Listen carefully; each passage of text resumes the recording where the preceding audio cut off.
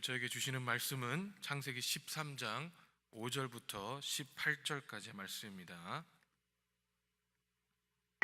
구약성경 15페이지에 있습니다. 창세기 13장 5절부터 18절까지의 말씀입니다.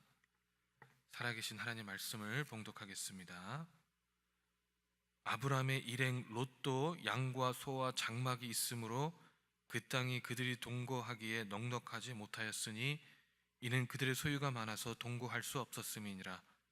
그러므로 아브라함이 가축의 목자와 롯의 가축의 목자가 서로 다투고 또 가나안 사람과 브리스 사람도 그 땅에 거주하였는지라.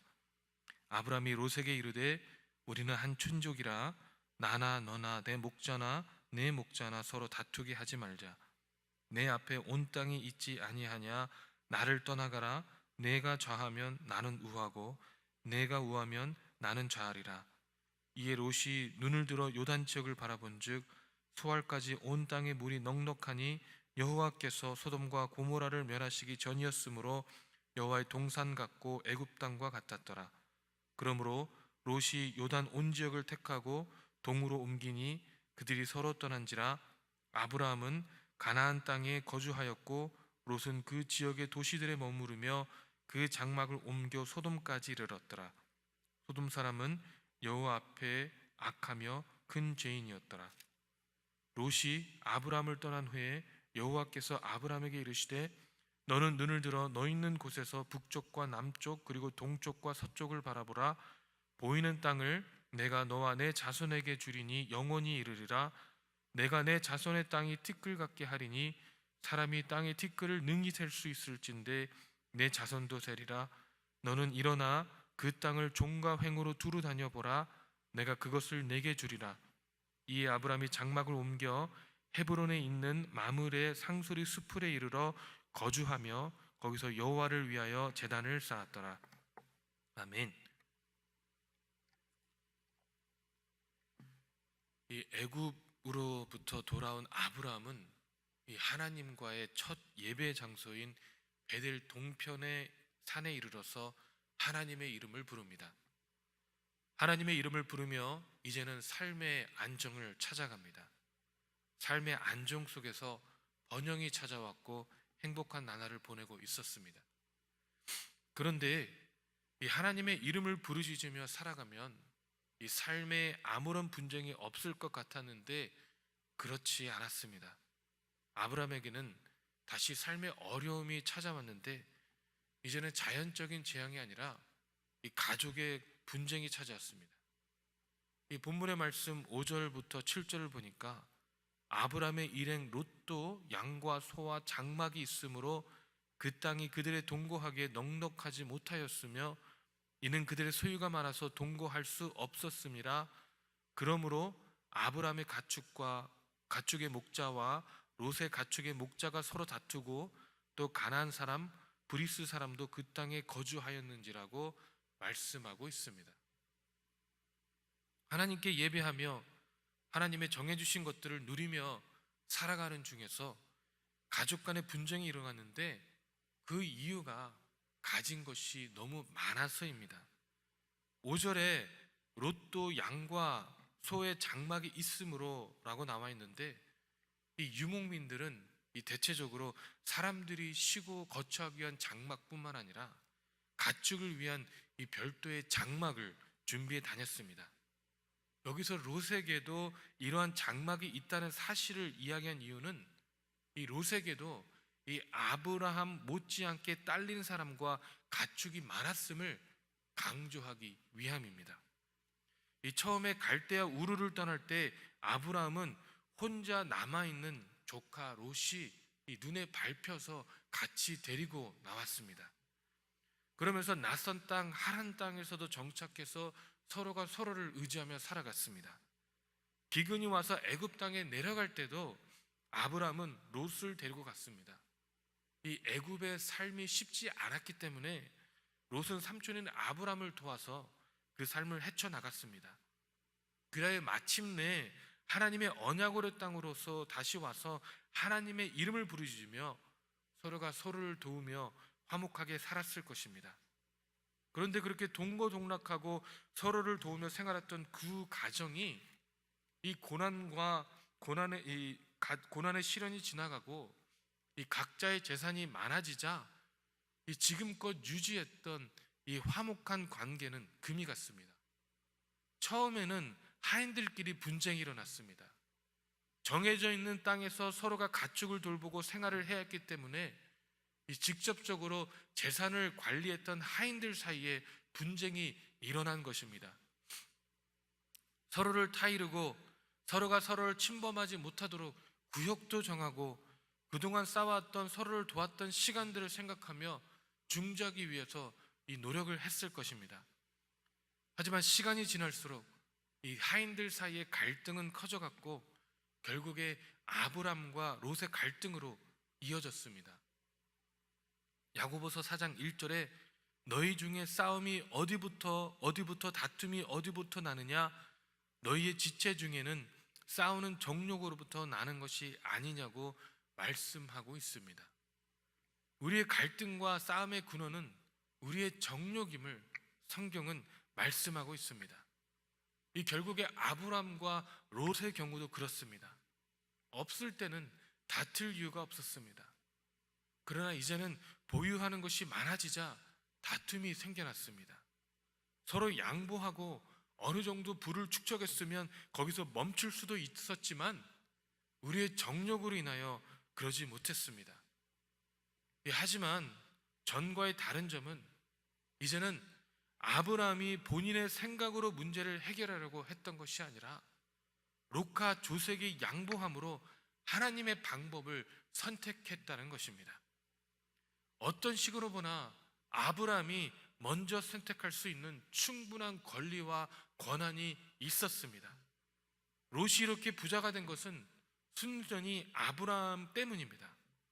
아브라함과 같이 있었기 때문에 구원을 받았고 아브라함과 같이 있었기 때문에 축복을 받았습니다. 하나님께서 아브라함을 축복하시기로 작정을 하셨기 때문에 이 같이 있던 롯도 덩달아 이 축복을 받은 것입니다. 그럼에도 불구하고 롯은 알지 못했습니다. 롯은 하나님의 구원의 은혜 가운데 있으면서도 여전히 눈과 뜻이 세상을 향해 있었습니다.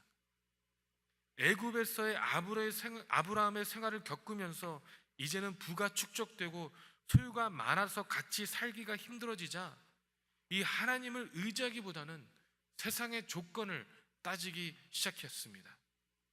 본문의 말씀의 10절을 보니까 이에 롯이 눈을 들어 요단 지역을 바라본 즉 소알까지 온 땅이 물이 넉넉하니 여호와께서 소돔과 고모라를 멸하시기 전이었으므로 여호와의 동산 같고 애굽 땅과 같았더라고 말씀하고 있습니다. 이 아브라함이 분가를 결정하고 조카 롯에게 먼저 결정권을 양보하자 이 롯은 두 번 생각하지 않고 이 눈을 들어 요단을 바라보았다는 것입니다. 단순히 바라본 것이 아니라 이것저것 재며 조건을 따졌습니다. 요단에 흐르고 있는 넉넉한 물줄기와 그 땅의 풍요로움을 바라보았습니다. 성경에 보니 마치 그 땅이 여호와의 동산 같고 또 애굽 땅과 같았다고 말씀하십니다. 이게 어디서 보았던 장면하고 비슷하지 않습니까? 요단이 마치 애굽 땅과 같이 수잔이 풍부하고 먹고 사는데 전혀 지장이 없을 것 같다는 것입니다. 아브라함이 기근이 들었을 때 애굽 땅으로 내려갔던 것처럼 이 롯은 본인의 선택에 주어지자 본인의 탐욕에 눈이 어두워져서 이 애굽 땅과 비슷한 가서는 안 되는 이 요단을 가기로 결정을 하게 되었습니다. 롯은 아버지가 죽은 뒤에 줄곧 아브라함이 키웠기 때문에 이 아브라함에게 아들과 같은 의무를 행해야 하고 섬겨야 하는데도 불구하고 세속적인 이해관계에만 눈이 어두워져 버렸습니다. 여러분, 이 어제도 말씀드렸지만 이 세상은 일은 이렇게 매혹적입니다. 그리고 이 세상의 모습에 우리의 생각이 집중되어 있다면 우리도 롯과 같이 무엇이 진짜이고 무엇이 가짜인 줄을 분별할 수 없게 되어버릴 수밖에 없습니다. 이 제가 말씀드리지 않아도 소돔성에서 거하게 된 롯의 결말이 어떠했는지는 우리는 다 알고 있습니다. 이 디모데전서 6장 10절에 돈을 사랑함이 일만의 악의 뿌리가 되나니 이것을 탐하는 자들은 미혹을 받아 믿음을 떠나서 많은 근심으로써 자기를 찔렀도다. 아멘 이라고 말씀하고 있습니다. 여러분, 우리가 정말로 알아야 될 것은 이 롯은 하나님을 모르는 교회 밖의 사람이 아니었다라는 것입니다. 롯은 하나님을 아는 사람이었고 아브라함이 베델 동편에 단을 쌓으며 하나님의 이름을 부르짖을 때에 그 현장에서 그 상황을 목격하고 경험했고, 애굽에서 사례를 보호하시기 위해서 바로와 그 집에 큰 재앙을 내리시는 하나님을 경험한, 이 신앙을 경험한 사람이었다는 것입니다. 롯은 하나님을 분명히 알았고 체험을 했지만 그 삶은 하나님의 중심이 아니라 여전히 세상의 중심이었고, 그가 바라본 관점은 보기에 살기에 좋은 가진 물질을 어떻게 하면 더 늘릴 수 있을까라는 것에만 머물러 있었기 때문에 결국에는 그 모든 것을 빼앗긴 채로 겨우 목숨만을 부지하는 신세가 되어버린 것이 아니겠습니까? 그런데 이 아브라함은 달랐습니다. 본인이 지금 처해 있는 상황만을 바라보지 않았습니다. 그 내면에 있는 하나님의 섭리와 하나님의 인도하심에 초점이 맞춰져 있었습니다. 그렇기 때문에 아브라함은 사심을 벼르고 겸손히 조카 롯에게 선택의 우선권을 주었습니다. 이 무엇을 알고 한 행동이 아닙니다. 성경 어디에도 하나님께서 아브라함에게 조카 롯에게 선택권을 먼저 주라고 하셨다는 내용이 없습니다. 아마 이 12장에 기근이 왔을 때 기름진 애굽 땅을 선택했을 때의 아브라함이었다면 이 조카 롯에게 먼저 양보하지 않고 오히려 본인이 먼저 요단 지역을 바라보았을 수도 있습니다. 하나님께서 아브라함에게 미리 알려준 것도 아니에요. 그 전에 아브라함에게 무언가 지시가 있었어도 아니에요. 아브라함은 참된 축복이 눈이 보이는 물질의 풍요로움이 있는 것이 아니라 하나님께 달려있음을 알고 있었기 때문에 가능한 행동이었습니다. 그러기에 아브라함은 본인이 삼촌임에도 불구하고 이 본인의 모든 권리와 권한을 포기하고 내가 좌하면 나는 우하고 내가 우하면 나는 좌하리라 라고 희생의 본보기와 믿음의 본보기를 보여주었던 것입니다. 그 결과로서 요단강 좌우편에 위치한 요단의 평지, 이 여호와의 동산 같은 요단을 누가 보기에도 너무나도 살기 좋은 그것을 조카 롯에게 내어주게 되었습니다. 이 요즘같이 자기 PR의 시대이고 본인이 항상 우선이 되어야 하는 세상의 관점에서는 너무나도 어리석고 어떻게 보면 거저주는 떡도 못 챙겨 먹는 아주 한심한 사람으로 보여줄 수 있지만 하나님의 생각의 관점은 전혀 달랐습니다. 오늘 본문의 말씀 14절부터 18절을 보니 롯이 아브라함을 떠난 후에 여호와께서 아브라함에게 이르시되 너는 눈을 들어 너 있는 곳에서 북쪽과 남쪽 그리고 동쪽과 서쪽을 바라보라.